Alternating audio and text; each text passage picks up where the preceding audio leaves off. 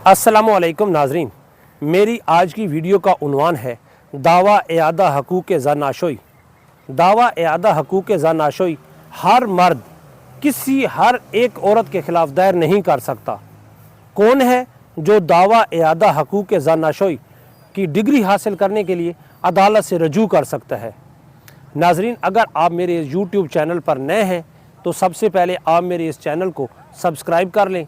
और bell icon को दबाना ना भूलिएगा, क्योंकि इससे आपको हर आने वाली नई वीडियो का नोटिफिकेशन मौसूल होता रहेगा और आप अच्छी अच्छी वीडियो से मुस्तफ़ीद होते रहेंगे, जिससे रोज़मर्रा की ज़िंदगी में आपको बहुत फ़ायदा होगा। तो हम बात कर रहे थे दावा इआदा हकूक़ ज़नाशोई कौन दायर कर सकता है। उसकी बीवी उसके मेके घर में रह रही हो और आबाद होने से उससे इनकार कर दे तो वो शख्स दावा इआदा हकूक़ ज़नाशोई दायर कर सकता है, ताकि अदालत उसको अपने पास बुलाकर इस बात का तयन करे कि क्या वो अपने खावंद के हमरा आबाद होना चाहती है या कि नहीं होना चाहती। अगर बीवी अपने खावंद के साथ आबाद होने से सरीहन इनकार कर दे तो वो किसी भी खर्चा नान व नफ़का की हकदार नहीं होती। ऐसी सूरत में कि जब मर्द ने दावा इआदा हकूक़ ज़नाशोई दायर कर रखा हो और उसकी बीवी यानी कि मुद्दा अलैह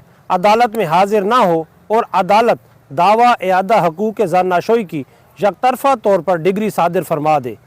तो उस डिग्री का मर्द को सिर्फ़ एक ही फ़ायदा हो सकता है कि जब उसकी बीवी उसके ख़िलाफ़ किसी और अदालत से कोई भी डिग्री बाबत खर्चा नान व नफ़का या वापसी सामान जहेज़ डिग्री करवा के इजरा दायर करती है और वो शख्स जिसने दावा इआदा हकूक़ ज़नाशोई की डिग्री हासिल कर रखी होती है वो कोर्ट में जाकर